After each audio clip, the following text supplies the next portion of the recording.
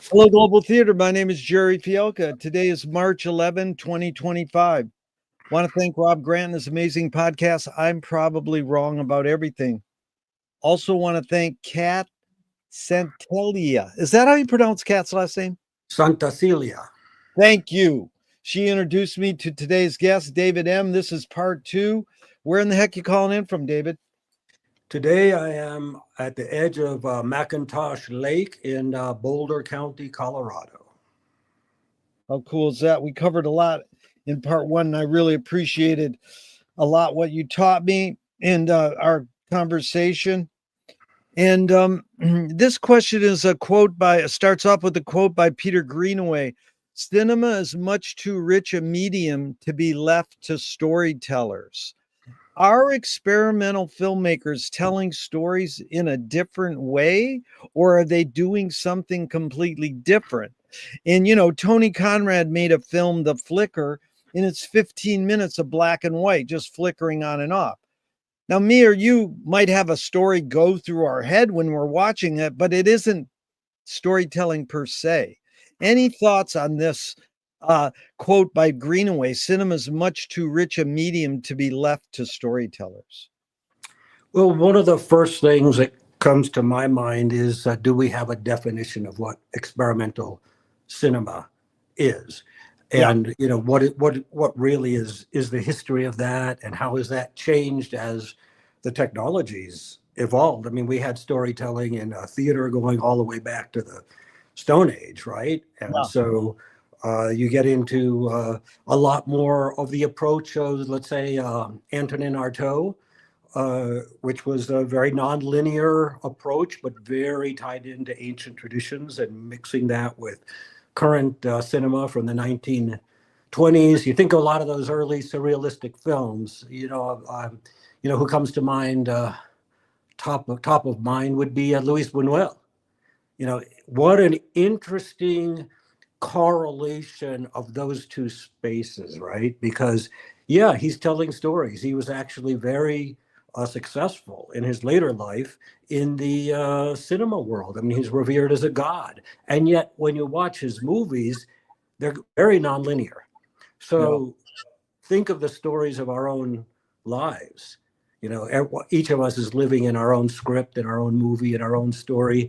And yet, how much sense do any of those stories make, any more than dreams do? Yeah, it's beautiful. You brought up so much, because you did bring up Buñuel last time, and I'm huge into him. And my wife and I are going through a lot of his films right now. And we watched Bella de Jour last week. And I was like, I thought of it and I remembered seeing it, but it just really did something different to me this time, because it just was. There's no like soundtrack. The takes are long and it's like staring at feet. And then there's so much going on, and he's not telling you how to think. He's just like throwing this out, really reflecting life more than it is. And, it reminds me of this Ernie Gears, still going strong, making experimental films up in San Francisco and teaching. And he said this line, and I'm curious, reflecting on what you just said, a moving picture is a real thing. And as a real thing, it is not imitation. It does not reflect on life. It embodies the life of the mind. Well, that's very interesting in terms of what you were just saying, seeing Belle de Jour again after all these years. And right, so it's the same movie, but we have been recontextualized. We, the viewer, see it differently. And so I think that's one of the ways that all art forms, not just cinema, literature, certainly poetry, and visual art that's the magic of it all, is that as we change, the art changes. As we evolve, the art evolves right along with us. And sometimes it leads us, and sometimes it opens doors that are in our heads that maybe didn't exist before. I remember when I was a kid studying art, and I had my first studio, and it was in Philadelphia, and it would be late at night. I would work late at night. And at 3:30 in the morning, the local Pacifica station would run Alan Watts talks. Yeah. And, I could not understand what he was talking about. Yeah. Nothing. But I loved it. I loved his approach, his tone. And so I would listen to it kind of as almost concept art of some kind. So a few Yeah. years later, I'm living in San Francisco. A few things have happened in my life. And guess what? The Pacifica station there also has Alan Watts broadcasting. So I said, oh, great. That I feel like this is old home week or something. The difference was this time I understood every word he was Oh saying. my God. There's so much in common with what your life situation's been in mine. As it resonates because I went back to my college notebooks one time and saw that I had read Alan Watts. Now, being in LA for 45 years, for about 40 years, every Sunday on Pacifica, KPFK, they play a half hour of Alan Watts. And it's like my religious experience. Every Sunday, I have to have that routine. And I get all my great lines from Alan Watts. What did I get back then? I have no idea. So it is that returning. You're talking about time-based mediums too, because, if you sing a song 45 years ago and then you sing it now, it's going to change a little if it's not recorded. So we talked about the difference between music. We talked about the eye being involved. You brought up this such important point about image, the power of the image.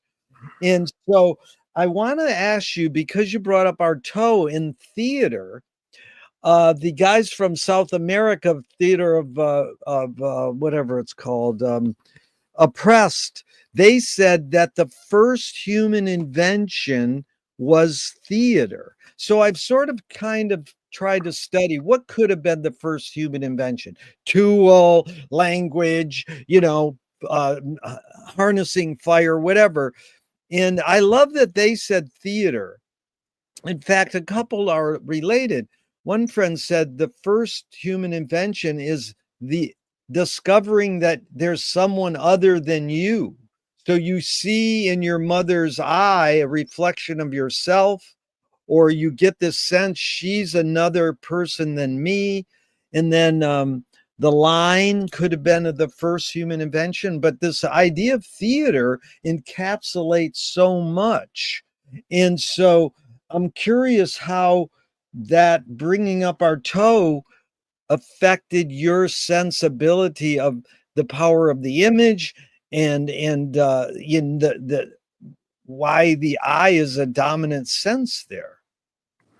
Well, there's a few different things involved with that approach. In theater is a very interesting case in that sense, because my own thought would be that many of these things evolved in parallel. Yeah. And theater is a very interesting example because, I mean, as I think about it, what were maybe the earliest things we did, which of course we evolved over a couple of million years. So that's difficult to put your finger on exactly. But one that comes to mind would be fashion, because, you got males, you got females, you're out there in the bush and you have to mate. You have to make yourself more attractive, just like other animals do. And so, somebody learns that if they put a particular color on their lips, or if you have a particular piece of jewelry that shows your status, whatever it is. And so it's very difficult to separate fashion, I think, from very core aspects of theater, right? Wow. So one of the coolest things about theater, this does extend into filmmaking, particularly linear filmmaking, is that you have all of these incredible disciplines that are working together. So sure, there's a director, but there's a production designer. There's all the departments, the director of photography, the costume designers. All of these people have to work together, and the evolution of theater must have involved all of those things, and also the need to bring a community together. Because when you look at, the Lascaux caves and things like that, many of them have clay floors. And so we see the footprints of the people that were in those rooms. So it wasn't just some shaman going to communicate with the Great Spirit, to bring it down for the people and that. Everybody was there. Every man, every woman, every child, every elder was in there for some reason. For there was a ritual going on. I'm sure they didn't think of it as theater any more than they had a concept of art. We look back on it from our spectacles that we wear today and we go, oh, look at the cool bison on the wall. What great art. They weren't thinking of it in those terms. To them, it was a production involving contact with the higher forces that had to do with the entire community. So I think art in all of its forms probably came about as a result of that, with the key being storytelling. Wow, you really brought it full circle, because I want to ask you, what do you think the motive of the cave artist was? And you kind of covered it there, but it's funny. We were in our Carl Jung group yesterday discussing, of all things, he talks about Kandinsky. And I'm like, well, Kandinsky's the guy they claim invented abstract art, and I know, it probably came before, but talk about that maybe a little, David, about the motive of the cave artist. There's probably little elements of abstract, but they were being figurative. They weren't really being non-figurative, were they? Or, any ideas in that regard? Well, one of the things that this also ties into is that we call it art, we call it theater, we call it music for that matter. But where were they going with this? There's another element that ties in to the strand, and that is science. They were trying to explain things, right? They were trying to figure out what the hell is going on when Mars appears on the horizon and then Venus is going in the opposite direction one week as opposed to another. So they're desperately trying to figure out, how does the whole thing work? How does the whole patchwork come together? And while maybe they came up with mythologies that we can look at today and say, oh, isn't that amusing what people used to do? This was their best shot at figuring out how the universe operates. And they did it because of the way DNA involved us into a storytelling context. Yeah. So you think we're probably hardwired to storyteller? And Andrew Norrin, another experimental filmmaker, said, it's similar to covering Peter Greenaway's, cinema is much too rich a medium to be left to storytellers. Well, yeah, it's a moving image art form, and all we do is film plays. Greenaway said, hey, Peter Greenaway's really not doing anything different than Marty Scorsese's not doing anything different than D.W. Griffith. Oh yeah, technology or the this or that changes a little, but they're basically filming theater. So then you bring in that abstract element, and it was funny because you told me that great story where you met with some art museum person or higher up, and they said, no, we don't do abstract anymore, to your video. Remember you telling me that? Whatever, the story was great, because then Andrew Moore is saying, if you put one frame after another frame, that is narrative. Whether it's abstract or telling a story with close-ups on a face and dialogue, it's still narrative. So that is, do you think humans are hardwired for storytelling? And how do you accept that Norrin thought about one frame after another is narrative? Well, a couple things come to mind right away. From my understanding of neuroscience, we are hardwired for language. So the mechanics, the word processor, or how you want to think of it, is already built in. What are you going to do with that thing? Why do we have that?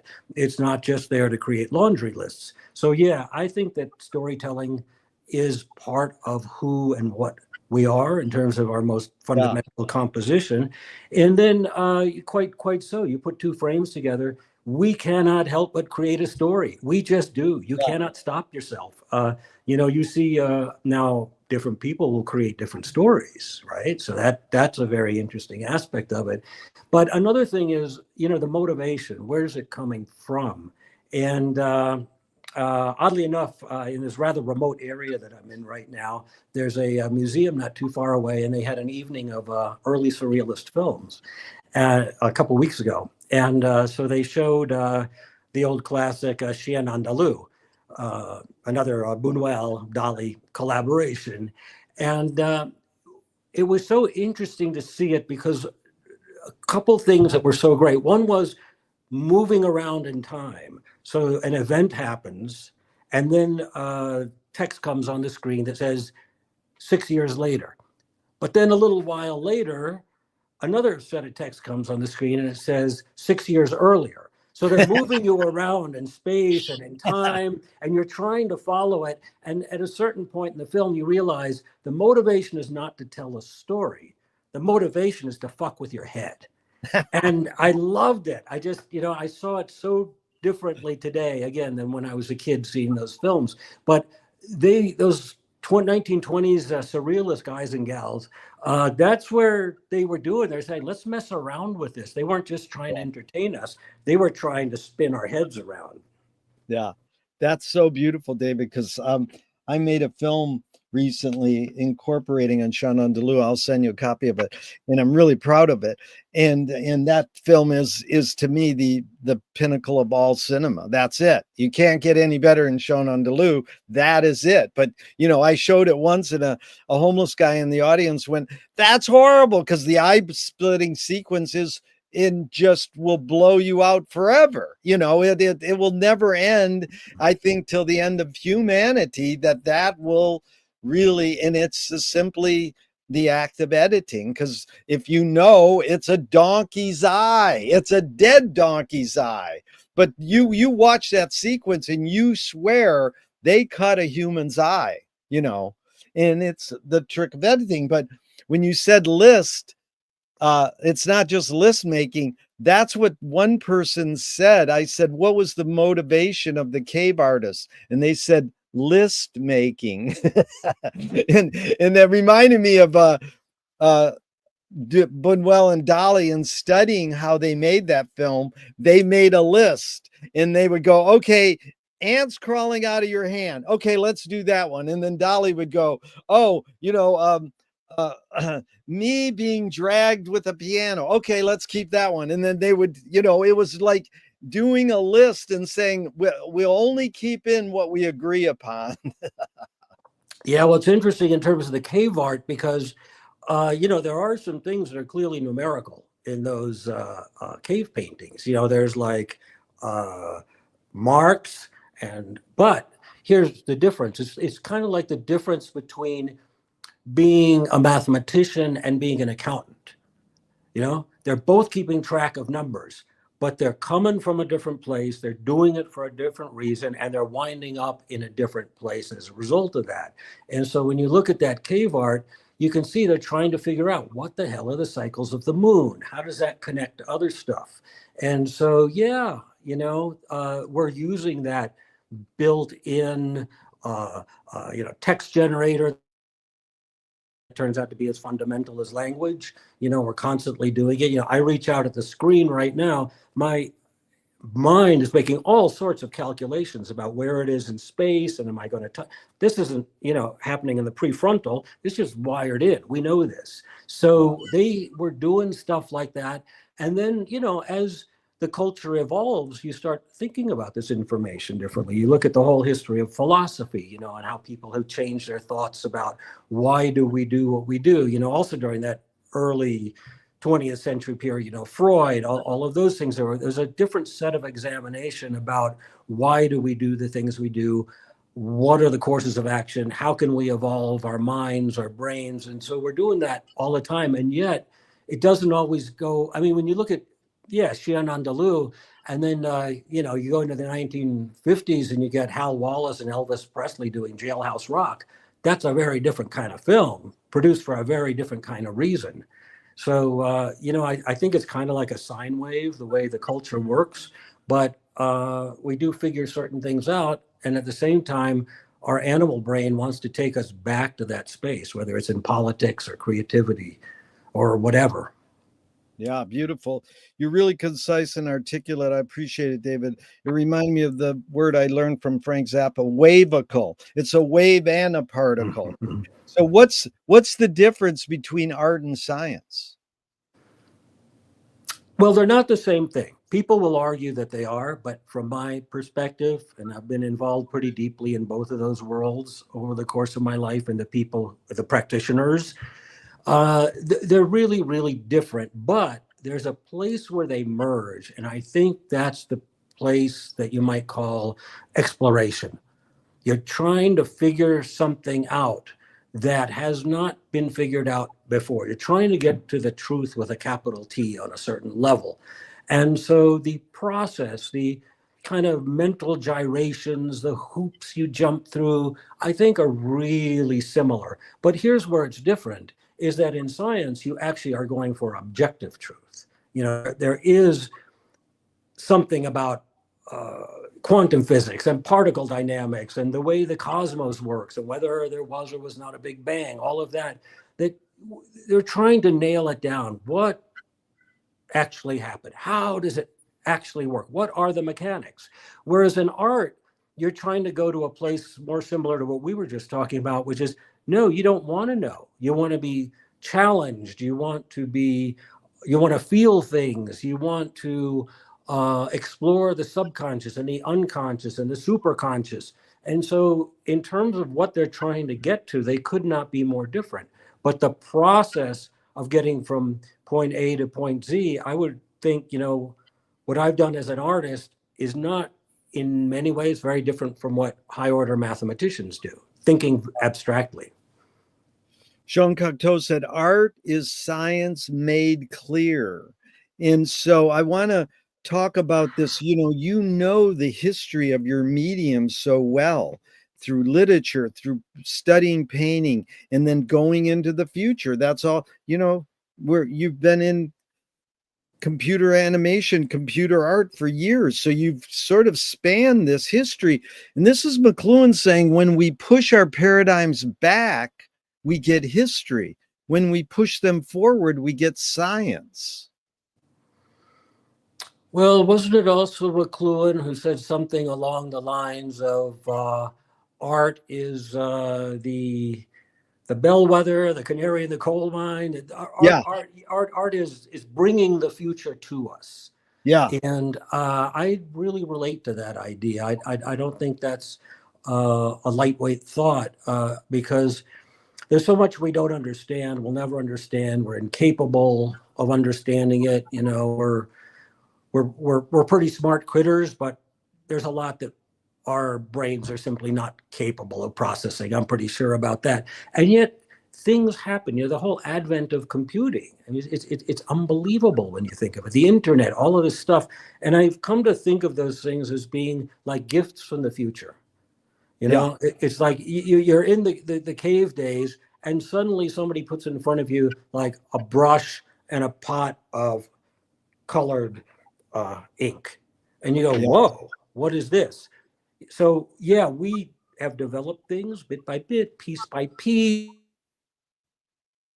the millennia. And yet every now and then something like this happens where you go, how did that just happen? AI, it seems inconceivable. It has to be coming from the future towards us instead of us towards the future. Really good time. That so much evokes Wyndham Lewis saying, artists live in the present and write a detailed history of the future. So, all times are happening now. That's Joyce and Zappa, all at onceness. But here's Chomsky, having grown up a reader, he says we learn more about ourselves from literature than from science. I would probably agree with that because, oh gosh, for so many reasons, because, so science nails something down. That's a piece of data that you can process, and now it's part of your mental toolbox. Yeah. But literature doesn't work that way, not good literature. And at the same time with science, obviously we're seeking after the truth. Obviously, there's so much we know about physics and everything else. And yet, at its most fundamental level, you can't prove whether we live in one universe or in multiple universes. You can't prove what the edge of the universe is. You can't even prove what's going on at the quark level, really. And so science is not necessarily as precise as we'd like to believe, even though it's stunningly precise and can make incredible projections about how things work and what's going to happen. It doesn't mean we understand how it works. Whereas literature doesn't really even attempt to do that. So, as you were pointing out about going back to Belle de Jour, I don't know. I don't know if we talked about this. I thought there's somebody rereading Thomas Pynchon's Gravity's Rainbow. Yeah. And how I read it when I was 19, got nothing from it. Read it half a century later, and it's one of the most profound things I ever was exposed to in my life. So science doesn't work quite that way. Science is more articulated.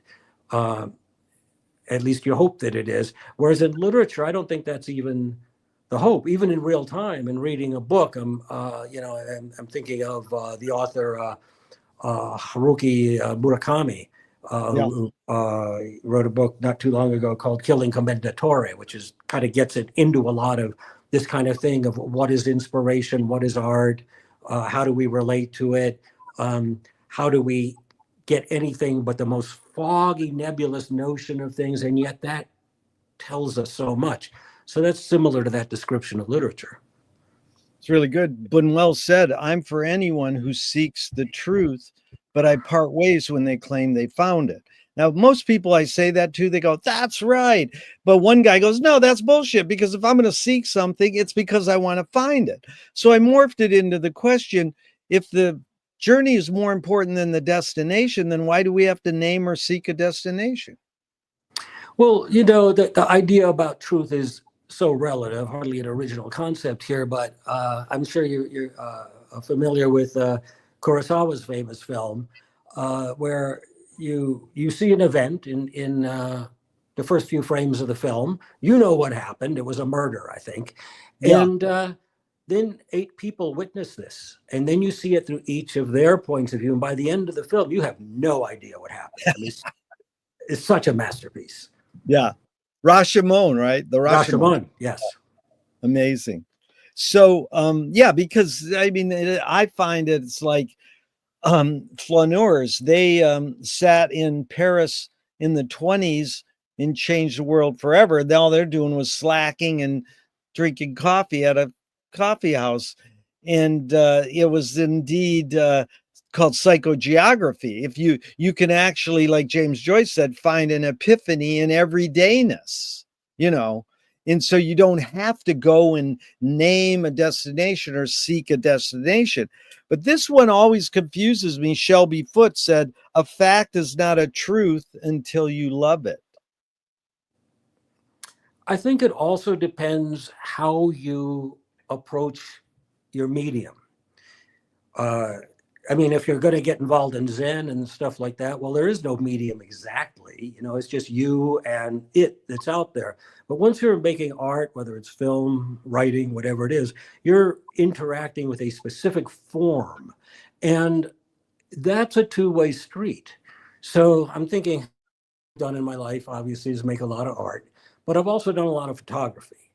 And when I first started getting serious about photography, I realized that there were certain things about it that were fundamentally different, even though in the end, you're winding up with a frame, a picture. You try to make a great picture. You try to take a great photograph.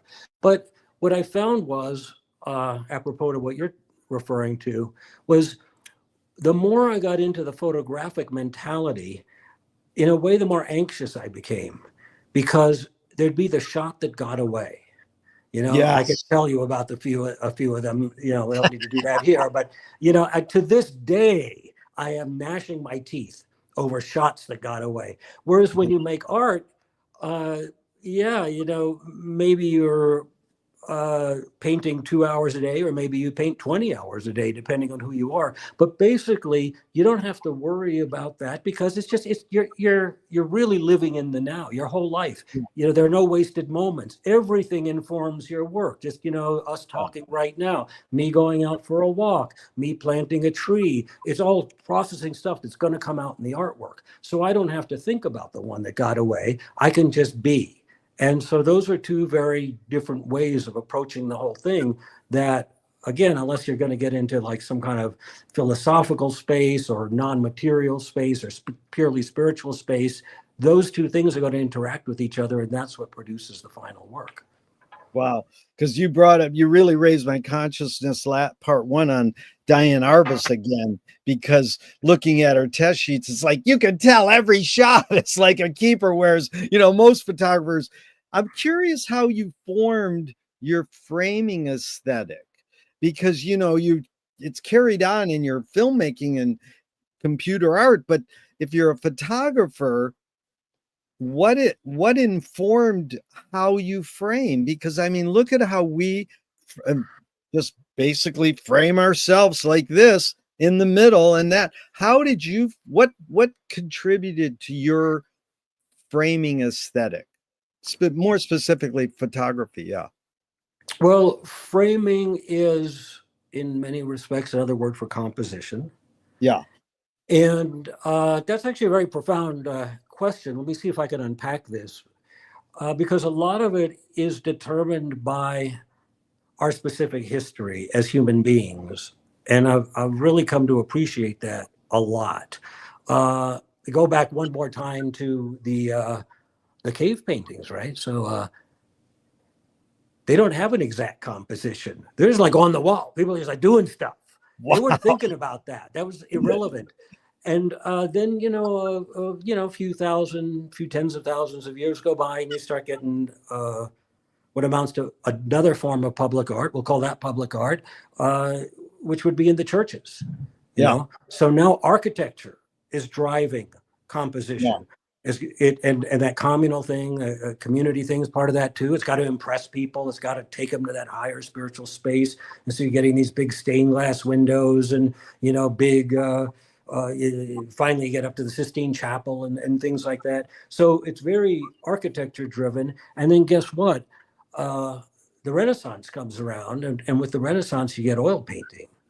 And with oil painting, one of the things you can do with that is you don't have to paint a mural on a wall. The technology changes. You can paint on a flat panel, and you can do it in any size you want. So suddenly the idea of a portrait comes into being. Oh, I'm a wealthy Medici. I'd like a portrait of my wife. Yeah. I'm going to commission Leonardo or Raphael. I mean, that's a historically earth-shaking moment when the pictures come down off the wall and are portable. And now you get another sense of, you put it in a frame. It's a composition. It's a whole different animal that's going on here. At the same time, we are very much driven by that mathematical thing we were talking about. And again, architecture. Like right now, I'm looking at a screen. On that screen are two long rectangles. You're in one of them, I'm in the other. That's inside of another screen that is my device, which is an iPad in this case. Behind me is a room. There are right angles absolutely everywhere. So you find yourself thinking in terms of right angles, and that affects the whole way we approach the whole notion of composition. Then you get the camera. So you're interested in photography. So an artist I'm very interested in is Edgar Degas. So, Degas was a great painter and so forth and so on. But he was a very profound and early practitioner of photography. I mean, I would argue that perhaps the best photographs made in the 19th century were made by Edgar Degas. And that notion of how you might capture an image on film, that something that's moving in time, and you've caught that snapshot mentality suddenly informs his painting. And so you start seeing, the famous pictures. There's the racehorse going out of the screen, and all you see is the horse's ass.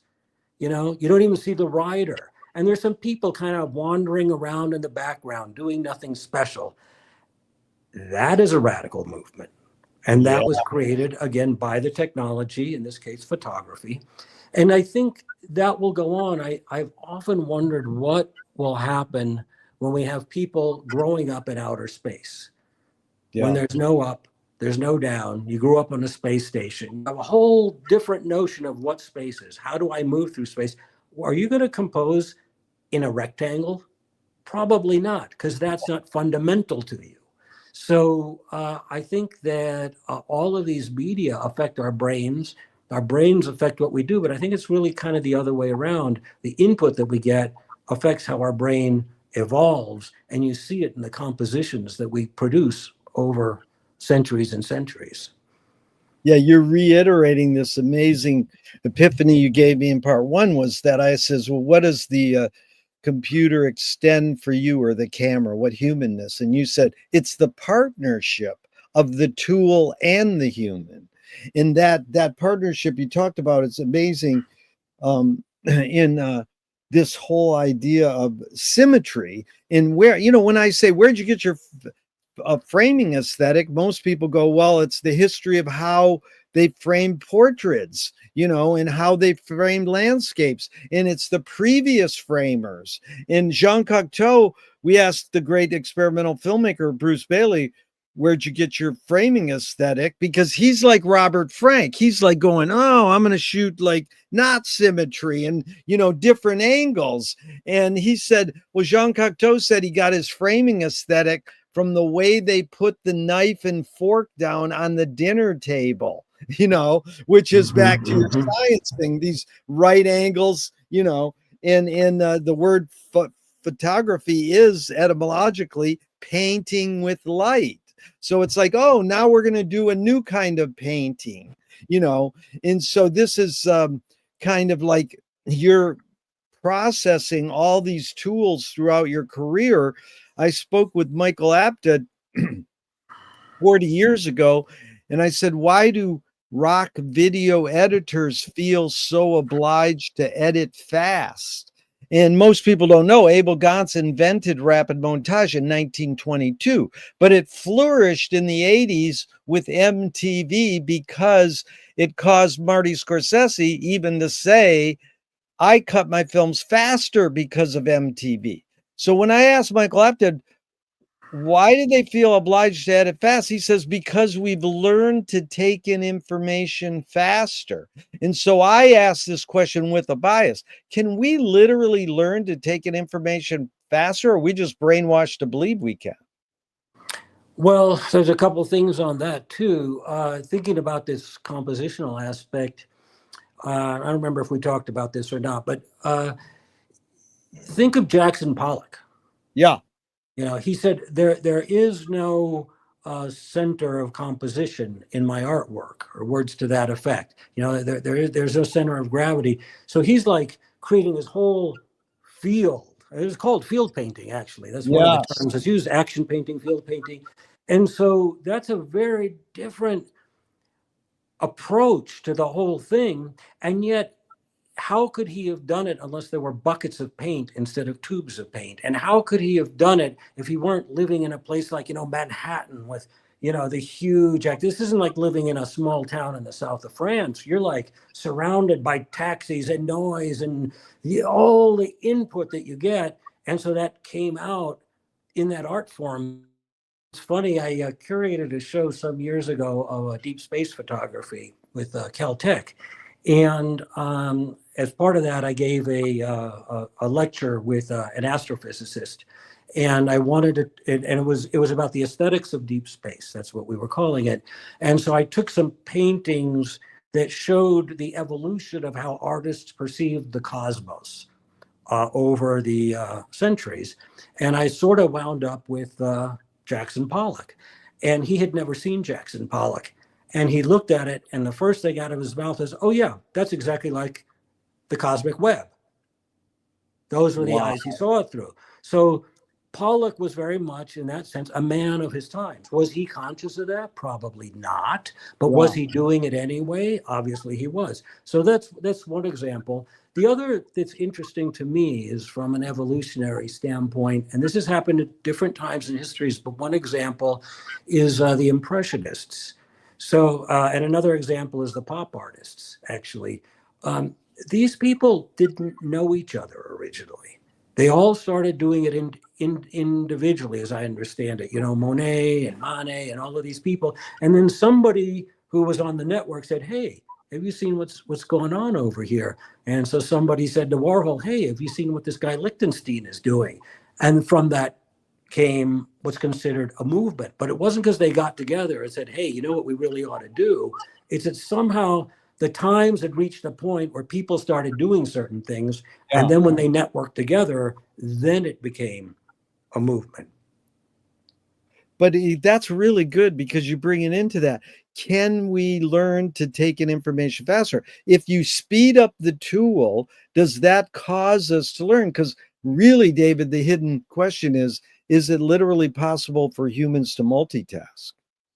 Right. And so here's the thing. I don't think we multitask very well. There Yeah. are people who are going to argue this point, but I have watched how my own brain works and the people near me.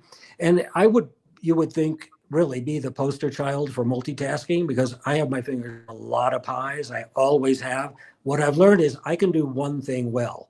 I can Yeah. think about other things, but I don't do two things well. Even simply having a conversation with you, I'm not going to sit down and start composing a picture at the same time. It's either or. And so I think that's one of the frightening things about where the whole international culture is going now is, yeah, we are getting all of this information in smaller and smaller and more compact forms that it's a drug, right? I mean, we're addicted to this now. And so it's like getting your little hit of dopamine. You need Yeah. to do it. And it affects how you think. It affects your ability to think. It affects what you can think about. And, it's funny, I'm remembering right now, the first time I started thinking about that seriously was it wasn't too long after the internet kind of became a real thing. So it must have been in the early 90s, mid 90s, something like that. And we had access to all of this great art and photography that normally you'd have to go to a museum or a library or buy a book. And I was just like, oh my God, this is so great. I could look up obscure Japanese painters from the 19th century. And one of the things I started doing was really getting into studying photography at a deeper level than I ever had because I didn't have access to the information before. So I found I was like spending a lot of time looking at pictures. But then I noticed another thing, which was that my hand, which was attached to my mouse, would like click to get to the next event, the next picture, the next ever. And Right. suddenly, what I found myself doing was going click, click, click, click, click. I needed more bursts of information to come in, and I could not stop myself. So, yes, I was seeing more photography, no doubt about it. Was I processing it? Not at all. I mean, I'm sure you've had the experience. You go to a museum, you see an unbelievable photograph that maybe you've never seen before, you have, and you stand in front of it for a quarter of an hour, processing it, going back and forth at it because it's so great. I found I couldn't even do like 10 seconds. That was like Yeah. too much. Yeah. So I Yeah. was seeing more and learning less. Yeah, I was raised in front of a TV. I'm a vidiot, and I never had concentration power, but maybe I've developed it. I don't know. David, what's more important, conviction or compromise? In art? Said, oh, well, you put it in the context you want. That's fine. Yeah, however you want to put it. Yeah, As a human, I would yeah, separate art and life. I'm one of those people who doesn't believe there's a difference in art and life, but in this case, there I'd you like to go. separate Very art and life. perfect. Perfect. Yeah, yeah. I mean, life is full of compromises, whether it's with your mate or whether it's with the Yeah, system or it's with yourself. But in art, no compromise, no rules, no borders, no compromise. yeah. You've accomplished a lot. How do you rate these three elements, luck, skill, and ambition? What played the biggest role, second and third? Very difficult to strip those out from each other because life, I mean, it's magical when it all happens. Yeah, And when it does, it's unbelievable. And then there are times in your life where it doesn't happen. You yeah, have no luck, you're feeling down, whatever it is. But I think those things have changed for me over the years. Luck, I mean, I have been so fortunate. I cannot believe it. And by luck, I don't just mean, oh, a cool thing happened. It or it's almost enough to make you superstitious. The synchronicity of certain things. And I'm not the only one who's experienced this, but especially when I look back on my early career, honestly, if the right person hadn't walked into the right room at the exact moment, or if, one connection, it was just miraculous. It transcends luck. What are your other two elements? Luck. Skill and ambition. So skill is an interesting one because, I mean, you try to hone your skills, you do the best you have what God gave you, and you don't have what God didn't give you, right? So you know, you do the best with what you got. And I truly believe that every person has a superpower. They may never discover it, but everyone. So try to zone in on that, and then you're going to be top of the pops. You're going to be good because you're good at it. And other things you have to learn because you have to, whether it's learning how to stretch a canvas if you're a painter or whatever, you got to do these things. And so that's a certain level of skill. And I mean, I certainly know people who are way more talented than I am in so many areas. But I'm very stubborn, and so that has allowed me, I think, to get to certain places where other people who had greater gifts maybe did not. Is you just have to keep going. Don't because everything, especially in this society. I mean, everything's against you. It really is. Not to cry victim here at all, but my God, I mean, the way people think of art, the way they treat artists, the struggle that you have to be involved with simply to survive materially and psychologically, it's hard. So most people give up. I've read these statistics. 5 years out of art school, 90% of the people aren't producing art anymore. Things 20 years, it's 1%, whatever. So I really respect anybody who's still standing. 20, 30 years later. It takes a lot, and it's not about just having a gift or having certain skills. It's on a higher or more profound level. And ambition, I think, changes during your life. I mean, when I was young, yeah, I was ambitious. I wanted to change the world. I wanted to create masterpieces. I look back on it, I was also stupid, really. Now I could care less about any of that. It's also empty. It's like watching the Oscars. It's like, maybe you're entertained, but to believe that that's anything other than a marketing exercise is delusional. And so you realize that a lot of what, and some of it has to do with, you're young, you got a lot of chemistry moving in your system that changes over time. It's great because people sometimes say, it's not the three options you gave me. It's purpose or destiny or persistence or necessity. So you handled that really well. And one about luck, you said, as Gary Player, I love, the more you practice, the luckier you get. That's right. You're absolutely right. Yeah. Luck can come your way, but you've got to be prepared to seize it, as they say. You really do. Because, it's around, but boy, if you're not ready to jump on it, it's going to go right past you. And, when I started out, I mean, the first time I was exposed to digital technology was at Xerox Research Park, where there was this incredible work going on. And that's where the first pixels, the first true color pixels were created. The minute I saw them, I just went, oh my God, this is a life-changing moment. I got it. Over the years, I've met a lot of people who went through Xerox Park as well as I did, not as employees, but passing through, seeing what was going on. And they say, I saw the same demo. I didn't get it. Yeah. Amazing. Well, a poet said that poetry is outing your inner dialogue. What language is your inner dialogue in? It's a language that I think I understand better and differently, literally every day. And, a lot of it is just looking at what's in front of you and just saying, oh, look at that. I was thinking about kind of that last night. I've been working, one of the things I've been working on for quite a while now is an archiving project of my work. We're creating a catalog raisonné, literally everything I've ever made that still survives. And in doing that, as I get to the more recent work, I'm still kind of adjusting, playing with things a little bit. So I've been looking at maybe 20 or 30 pictures a night and tweaking them, making sure the color space is right, all of that kind of business. And I was watching my own mind do this. And it was so interesting to see the process and what I rely on in terms of internal language. And by this, I mean a visual language, because I can look at a picture and I go, man, nailed it. Great. Move on. And then I can look at a similar picture and go, I don't know. There's something that's not, it's just not, let me play with this a little bit. And I'll look at it. And my mind will say, over there, that little bit, mush it around a little. And there are times when my internal dialogue knows exactly what to do. It's just, I'll just knock that out or just change the color, whatever. I know. And then there are other times when I have to play with it and push to get there.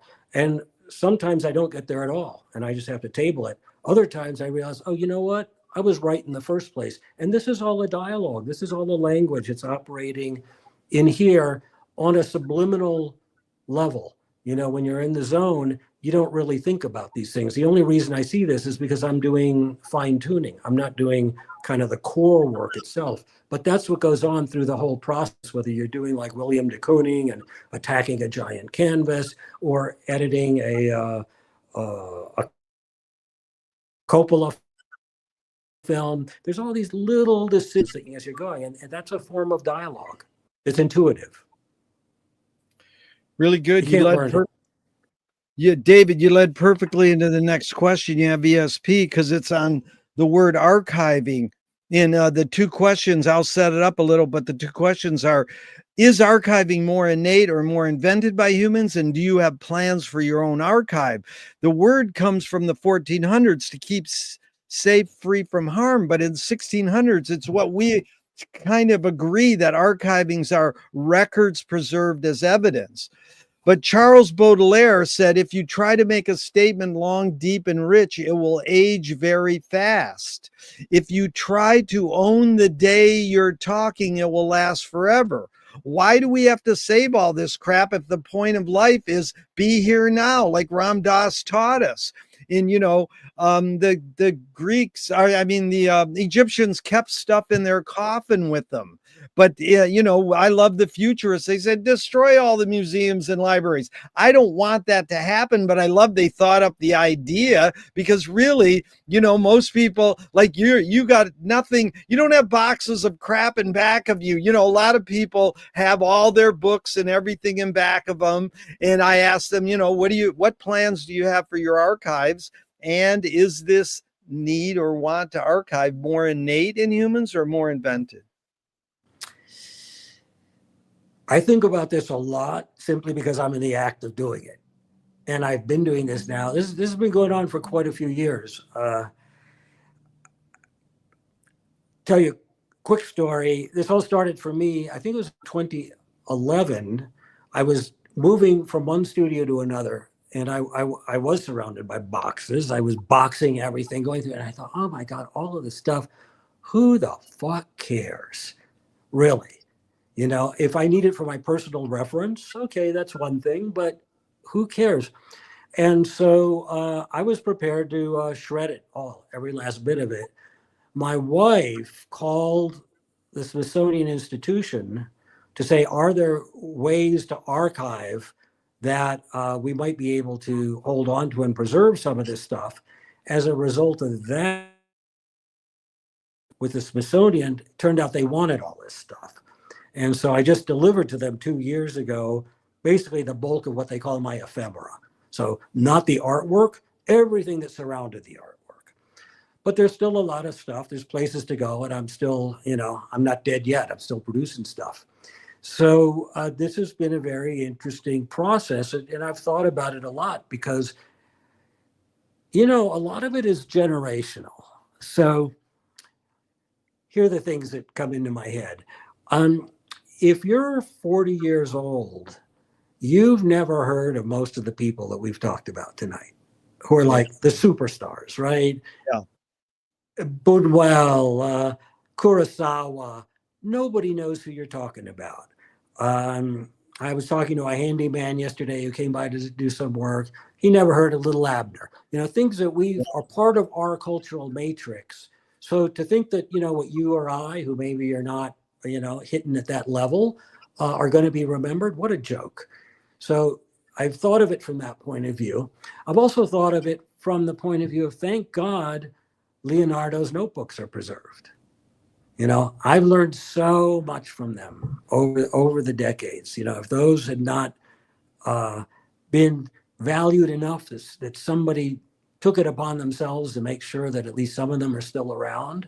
Uh, that's part of our cultural heritage. It's part of how we understand who we are. It's a really big deal. But on the other side of the equation, I was living for many years in Westwood in Los Angeles, and one of my neighbors taught business at UCLA. He was actually their oldest practicing professor. And then he retired. He didn't have a lot to do with his time. And so he started archiving his life's work. And we got together at dinner one night and he's telling me about it.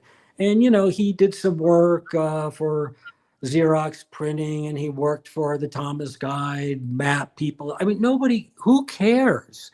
His kids don't care. And yet he was taking like hours a day to meticulously archive every contract, everything, make sure that it was recorded.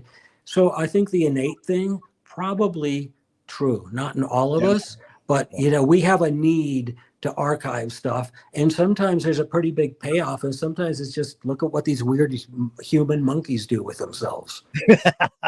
when Mailer, they said he's getting $1 million for his archives years ago, I goes, geez, if he's getting $1 million, I should at least get $5 or 500. And it caused me to get my tapes for 40 years of interviews in an official archive. So it is like that. Your wife made a great move to just reach out and see. So many people, David, of our status can't get that. They do, the archives won't. It's hard to get in an archive, and you know, to get priority where they'll take the boxes, you know, and you know, talk about George Lucas just started that gazillion-dollar archive, the Museum of Narrative Art, you know, in near USC, and like, you know, why not take all the money you have and preserve some of this stuff so it can be used, so these people of the younger generations can learn. They want to know about the past, but it's, you know, it's hard.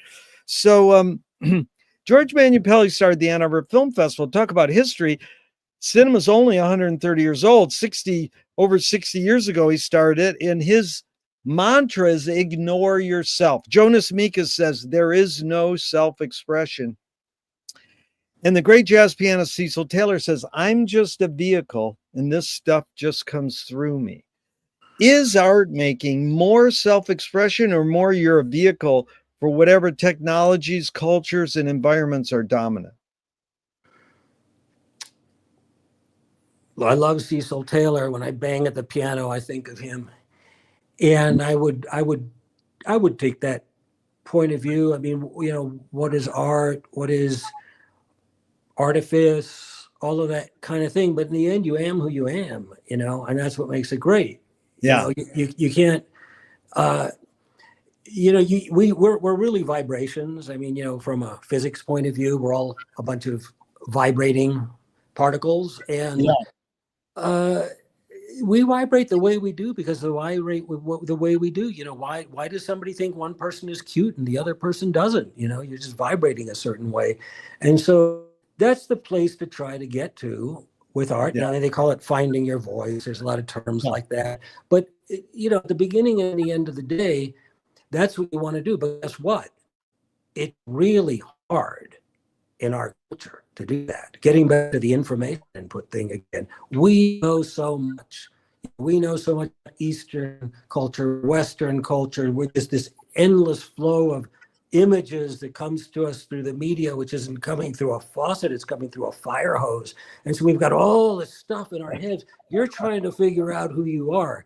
You know, you're trying to find your space. You're trying, and boy, most people never get there. And if it hadn't been for computers, I don't know if I would have gotten there. Yeah. That's another great McLuhan line. He says, I didn't start the fire. I'm just turning the fire alarm on. And you know, then he could have expanded it with the word fire hose. It's no longer a faucet. It's a fire hose. So can art making be egoless? Yes and no. Yes, in the sense that I totally get the idea that you're the vessel that it flows through. Is that what samadhi is? Is that the term? Yeah. I mean, that I remember I did an image that's fairly well known. It's called Aku. It was kind of like the first picture I made that like hit, that I got there. That was a digital image. And I remember the night I made it, I finished it about 5 in the morning. I was at Jet Propulsion Lab. And I remember looking at the screen and going, wow, look at that picture. And I had no memory of how I did it. If anyone said, what steps do you take? I have no clue. But there it is. There's no one else in the room at 5 in the morning. Obviously, I made that picture. It is me, but it flowed through me. And so that's where I try to get to. And it's also something that, in my experience anyway, you have to keep at it, you know. And again, that's why I think some artists survive and some don't. If you say, well, I'm going to do some commercial work for a year and I'll get back to it, or I'm going to, do certain things in the private realm of life domain, and, I'll get to my art when I can, you lose it. It is a real use it or lose it scenario. So it's not just getting to that space, which is really difficult for most of us. It's also maintaining the space. What was that Che Guevara line, that the first duty of the revolutionary is to survive? Well, the first duty of the artist is to survive. Yeah, it's really good. Brilliant. Tell me, in that regard, tell me one major element of your Davidness in being an artist that's changed, and one major element that stayed the same. Well, so much has changed in the world. And if you don't change along with it, I'm not sure exactly what it is you're doing. And to be honest, that's one of the difficulties that I have with most of the big name artists. If you were living in the 15 or 1600s, well, sure, that's what you did, and hopefully you got really good out of it, and you joined the union, the guild, whatever, and you could make a decent living and so forth. But we live in a world where there's so much stuff going on, and it's all so great that why you would want to paint essentially the same painting year after year, whether you're Mark Rothko, or whoever, it's like just kind of crazy to me. And so I think we've built we've created ruts for ourselves as creators. And some of the differences that you see are in, for example, well, we're talking about film a lot today. I have always been fascinated how it's allowed for a great director to move in different territories, like Billy Wilder. Here's the guy who made Some Like It Hot and Stalag 17. Yeah. Incredible. And it's allowed as a director, even a very commercial, Spielberg is allowed in the same way to move into some very different realms over the course of their career. And, I guess as long as you have butts and seats at the box office, you're going to get to make your next film. In art, that's very much frowned upon. And so I have always been very eclectic in my approach to things. It's worked to my detriment professionally, and it's also been part of what has driven me to just get joy and pleasure and excitement. Not to discount, the frustrations and the anxieties and everything that go with it, but I like to move around all these visual spaces, and I'm very interested in fields where you're allowed to do that. It's really good, David. Moshe Feldenkrais works with healing and movement. He says it's literally possible to identify a weakness and incorporate it to become a strength, rather than we're normally taught to overcome a weakness. Tell me a weakness you turned into a strength. Well, I think I just mentioned one just now, because that has all. I mean, I started receiving criticism about this from practically this day I started making pictures and exhibiting them. It's like, why doesn't all your stuff look more like all your other stuff? Why? That must show that you don't have a point of view. That must show that you don't have a personal vision. Yeah. Whereas to me, it's like, no, I'm experimenting. I'm messing around. I'm having a good time. They're musicians. Yeah. I love that about David Bowie. That he could go from doing, the crazy Spiders from Mars stuff, And then he's doing this Berlin abstract music, very conceptual, and he was comfortable moving Yeah. between those spaces. But that was always presented to me as a weakness to be overcome. And I always thought, well, you know what? I could take that point of view. I could take your advice, but I see it as these are the pillars that I stand on. This is what makes me who I am. And to get to those pictures that maybe look alike, maybe I need to do 9 things in between every 10 that are completely different to get to number 10. Yeah. Is perception reality? Well, I don't think there is any such thing as reality. Yeah. So perception is as close as we can get to it. It's our rough approximation. It's the best we can do. But boy, if you've ever been in an argument with a loved one and both of you try to explain what happened, you just had a shared reality, but you don't have the same ideas about what just took place 2 minutes ago. Lewis Carroll says, I believe as many as 6 impossible things before breakfast. Have you believed in any impossible things lately?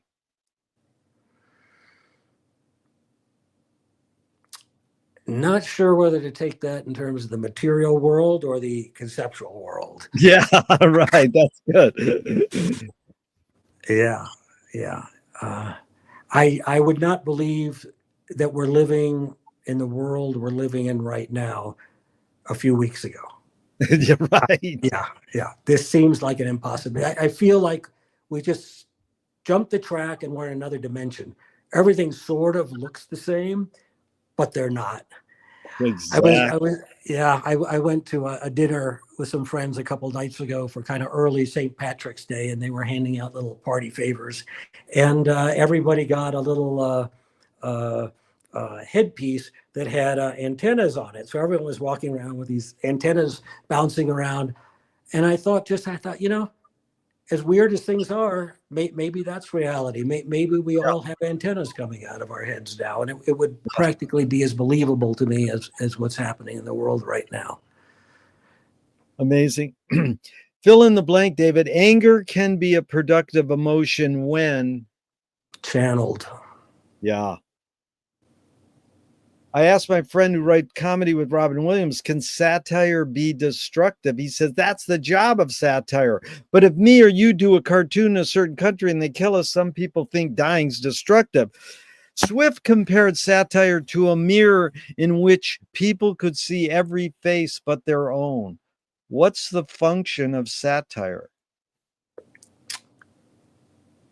Well, it goes way back historically, right? I mean, the Greeks, we have plenty of evidence, that sort of thing. But I'll tell you what it means for me is laughter. Yeah. Because I don't laugh easily. I have friends who are just natural laughers. I'm not one, but when I do laugh, I laugh pretty hard. And in satire, I will often come across something, and it might be, political satire, like, Ann Telnes, people like that, or it could be Annie Hall. Yeah. And when it hits me so hard, and I laugh so hard, it's painful. Yeah.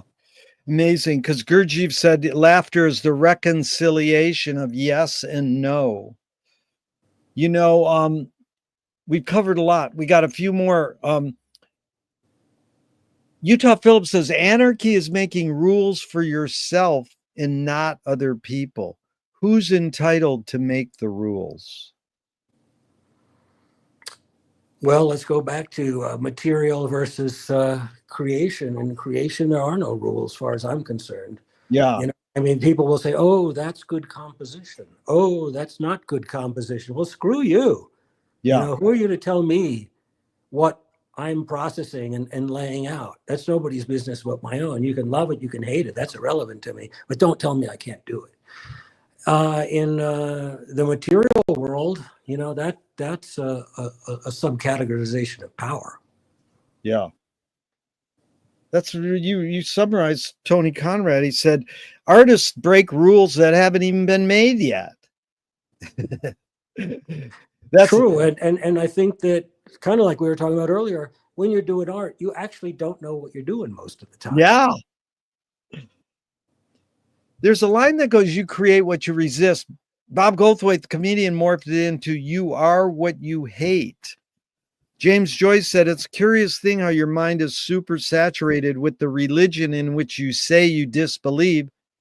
And back to the God, Louis Buñuel, he said, thank God I'm an atheist.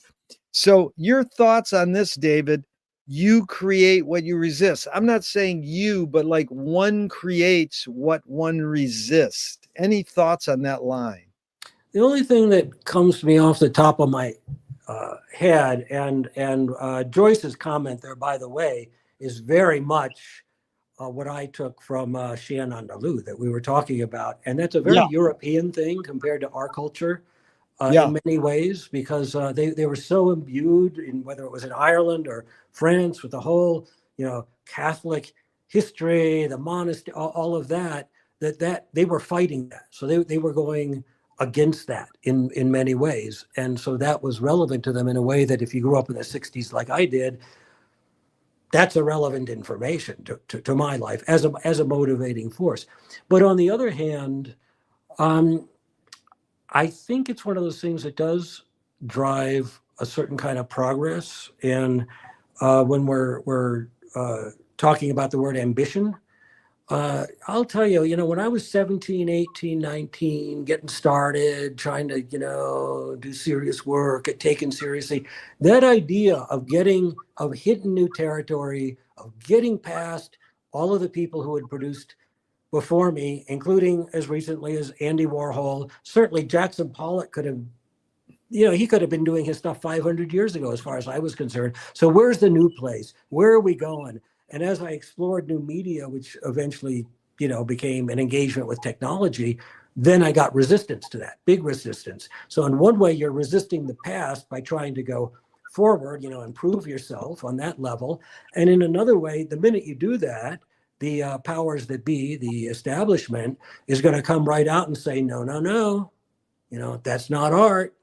Don't go in that direction. And so you have to fight that too. So that's where a lot of the struggle is. But I think it's inherent to us during this period of history to go in those directions. And you can be, really punished for that. You look at, abstract art under Stalin was against the law. Whoa. Well, this is funny because the word anarchy is this, the way Utah Phillips defined it is the same thing for freedom. Etymologically, it's freedom comes from giving oneself one's own laws. So the basic question is, what does freedom mean to you now? But I wanted to set it up. One poet said, freedom is only truly freedom when it appears against the background of an artificial limitation. McLuhan said, how are you to argue with people who insist on sticking their heads in the invisible teeth of technology, calling the whole thing freedom? So what does freedom mean to you now, David? Well, freedom's just another word for nothing left to lose, right? So we got that aspect of it. In my own life, it's been, again, going back to the material plane, to make my art. Put food on the table, have a roof over your head, have a studio, have materials, and have the mental space to be able to do that. And then there's when you're in the zone and finding that place like Cecil Taylor talks about, to where you're really free, you're flying free, you're not editing yourself. And that's where it's so weird, the world we're suddenly living in, where you've got the government now wants to edit your thoughts, what you can talk about at universities or places like that. But at the same time, you've got AIs who are editing. I was working with, you mentioned Katrina Sanasilia at the beginning, and we're working on some projects together. And she was interviewing me about my first experience at Xerox PARC. And the guy really who invented that technology, the pixels that we were talking about, his name was Dick Schaap, wonderful guy, also a musician, interestingly. And so I said, well, it all, Dick Schaap, blah, blah, blah. Meanwhile, we were having a real-time transcription going on through an AI. And as we looked at it, we realized it was editing out the word dick. Like that was not an allowable word. And I've been experimenting with all different kinds of relationships with visual AIs, and the ones from the major players won't let you do something like use Botticelli's Venus on the Half Shell as a reference because it involves a naked woman. Well, that's not being free. That's not thinking free. That's not letting your mind go where it's going to go. You might wind up in some weird places. You might wind up in questionable places. But that's what the whole thing's about. The minute you start editing yourself, it's over. Yeah. These are 5 quick Alan Watts questions off the top of your head in just a couple words. 1, who started it all? Some female 2 million years ago. 2, are we going to make it? Depends on the definition of it, but I've certainly got my doubts along those lines. 3, where do we put it? In a place that takes us to the next place. Nice. 4, who's cleaning it up? Everyone's doing the best they can. 5, is it serious? Nah. So I like Frank Zappa said, I'm very serious about being not serious. Yes. Yeah, to quote Robert Crumb, don't mean shit. It really does. I love Crumb. Okay, so we got a few more and we're out of here. How do you find peace of mind? A lot of it is through work, and in my personal life, a lot of it has been physically handling earth and plants. Oh, I love that. If you were walking down the street today and you met yourself as a 12-year-old, what would you say to your 12-year-old self? Look out. If a publisher was to release your autobiography off the top of your head, what would the title be? From here to there and back again. Very good. They want to scent the glue in the binding. What smell? Cedar. Oh, I never get that. That's good. If a statue was built in your honor, where would you want it displayed and what would it be made of? It would be made out of sea salt, and it would be at the bottom of the ocean. Sea salt. I love it. Tell me something good you never had and you never want.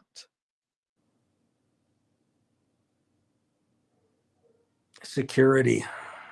Oh my God, no one gives me that answer. It's good, you never had it, and you never want it. That is a great answer. People go, hey, you can't answer that. Okay, if you were in a vat of vomit up to your neck and someone threw a bag of shit at your face, what would you do? What would I do? I roll my eyes.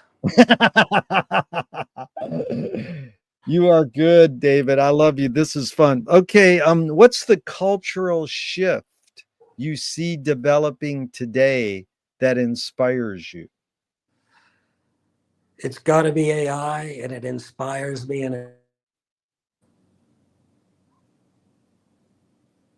Yeah, you cut off there. It's got to be AI, and then what'd you say? I said it inspires me and it terrifies me. It both. Wow. Good thing I asked because I didn't get the second part. Yeah. Well, that's embracing contradiction. That's good. So, what's a question that remains unresolved for you?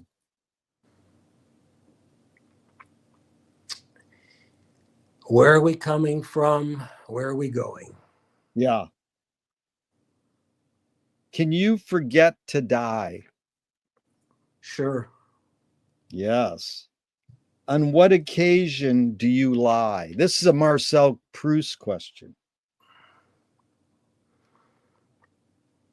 I probably lie to myself a lot so that I can keep going. I want to believe that I'm going to get where I'm trying to get to, but I also know that the obstacles are such that a lot of those things ain't never going to happen. So I lie to myself so I can keep putting one Yeah. foot in front of the other. That's amazing because, you know, people say, I don't want to lie, but I especially don't want to lie to myself. But it's like, I just wrote some graffiti on a bulletin board in my neighborhood. It said, why normalize lies? Because that's what's happening in the political world. They're normalizing lies like it's okay. But this is the amazing thing is when Proust said, on what occasion do you lie? He's saying, yes, everybody lies. Let's face it. What is it? What is it in part of the human condition? So this is Eartha Kitt. Truth is a theory that is constantly being disproved. Only lies, it seems, go on forever. So there's a lot going on there. Any thoughts on that? Because I like when she goes, only lies, it seems, go on forever. Yeah, I guess to kind of expand on what I just said, that I lie to myself sometimes when I work because I don't want to believe that what I just did is crap, even though a part of me knows it is, and I don't want to give up. So I say, Yeah. well, it's not really that bad, or it's got some good things going for it. Let me look at it again tomorrow. Yeah. And that keeps me going, even though tomorrow I might look at it and go, oh my God, it was a bunch of crap, but I'm energized again. I got a good night's sleep. I'm ready to, keep trucking on. So I think I do. I think I lie to myself. Maybe they're white lies or gray lies. Yeah. So that I don't give up. Yeah. And it's funny because it sort of leads into what Leonard Cohen said. The only way you can sell a concert is if you put yourself at risk. And if you don't do that, people know. What role? Yeah. What role does risk play in your creative process? Yeah. So risk is definitely a relative term. And, to echo that Leonard Cohen sentiment, there was a period in my life when people first started working. So I was doing like speaking engagements a lot, lectures, all that kind of thing. And at first it was fun, you're in front of an audience and, here's my new work. But then because I was doing so much public speaking, I wasn't producing any new work. So I was now starting to rehash the same thing. And it started to become a spiel instead of a fun interaction with an audience. And I realized this is not working. They know it and I know it. And so I would stop doing it for long periods of time till I had something new to talk about that I was excited about. And I think that goes on in your personal work as well, as far as risk taking goes, is that, my God, if you're not taking risks, what the fuck are you doing? Yeah. What's the point? Of course you should be taking risks. Risks being a relative thing is, I'm remembering, I think it was Andy Warhol who said something along the lines of, people talk about artists taking risks. Artists aren't taking risks. People on the front lines in Vietnam are taking risks. So, wow, Warhol said that. Right. That's beautiful. Yeah. Yeah. But that your attitude is really inspiring to me, David. What you just said, because I did that public speaking thing, and I know my spiels. I gave one spiel on. My friend goes, "There's Jerry doing his greatest hits again." I went, "Oh no," So, where did you learn that about being discerning and going, I need to stop being safe in this public speaking realm and go make art? Did you learn it more from the way your parents raised you or on your own? Not quite sure what you're asking.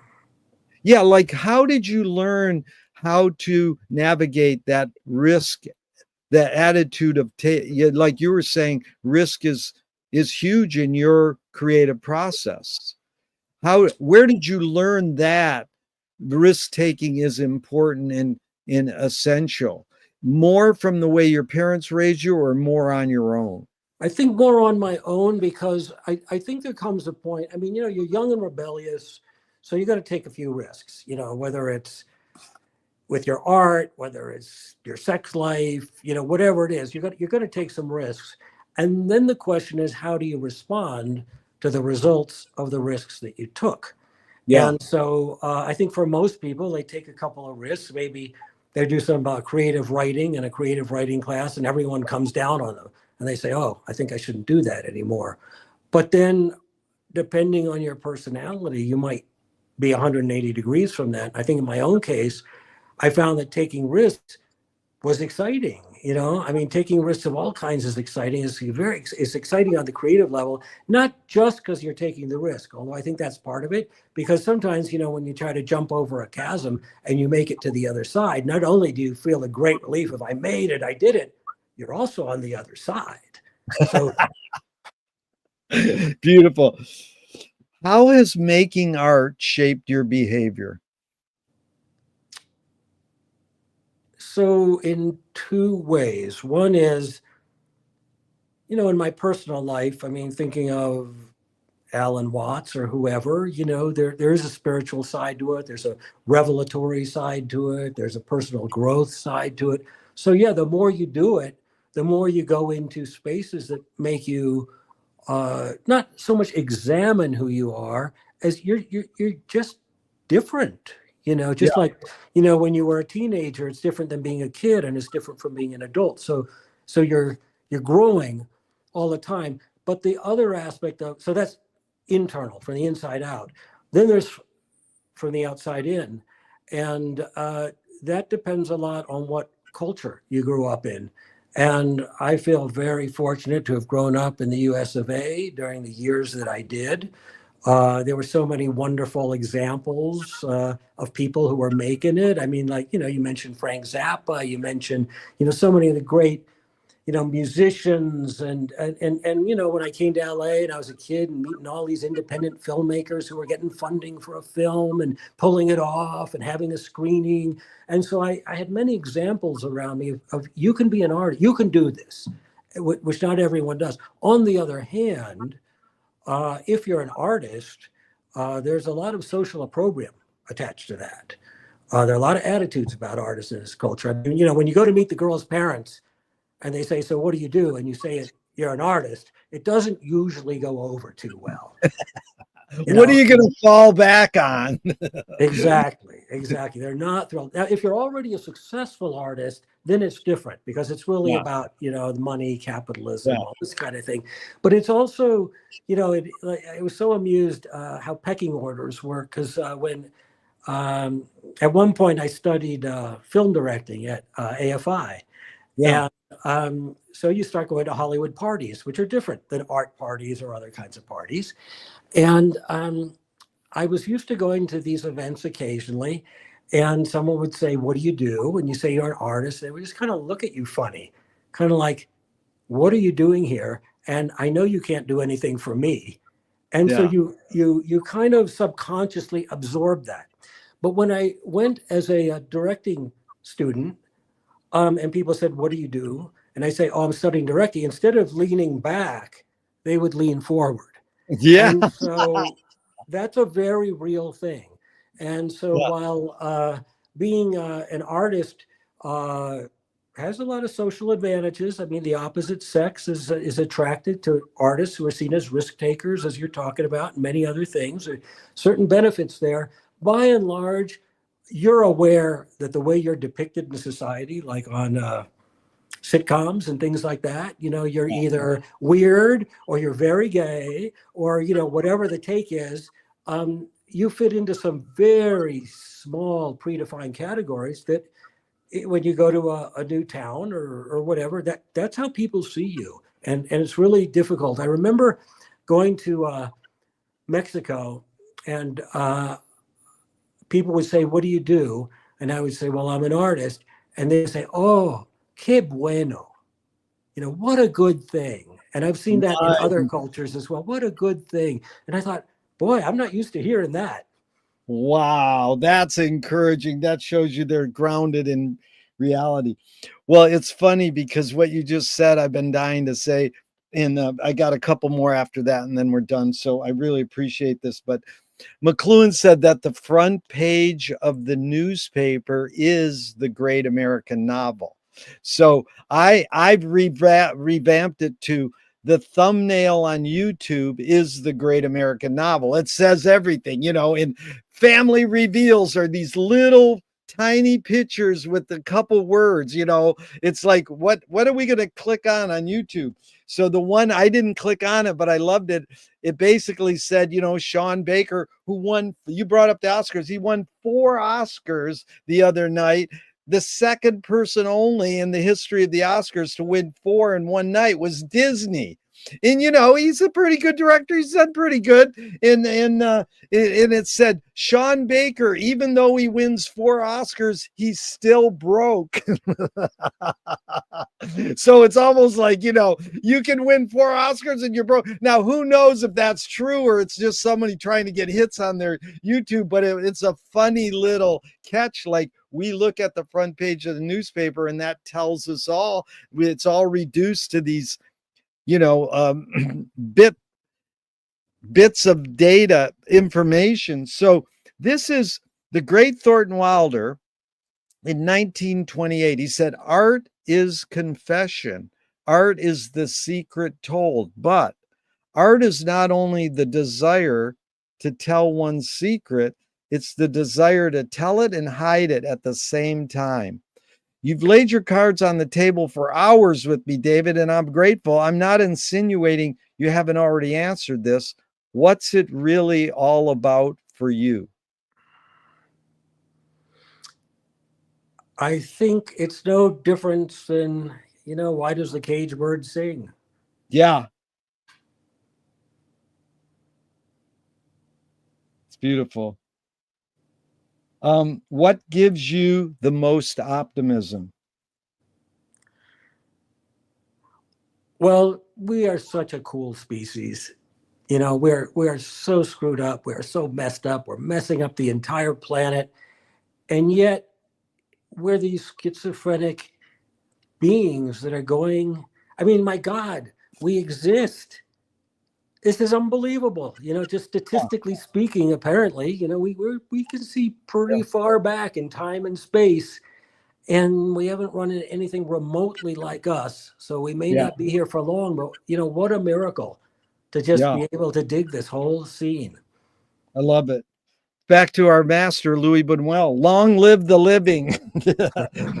So, David, it was great. The first question I asked you in part 1 was, what's the best thing for a human being? Wilhelm Reich said the best thing for a human being is another human being. And the last question I asked is, what gives you the most optimism? That's what they asked Groucho Marx at the end of his life. And he said, other people. So it's sure been fun spending time with another person, especially because it was you. Thank you so much, David. Well, thanks to you, Jerry. This has been, once again, a lot of fun. Yeah. And even though I'm going to hit the end broadcast button, I hope this never ends and we can keep talking forever and ever. That's great. Keep it up. All right. Thank you, man. All right.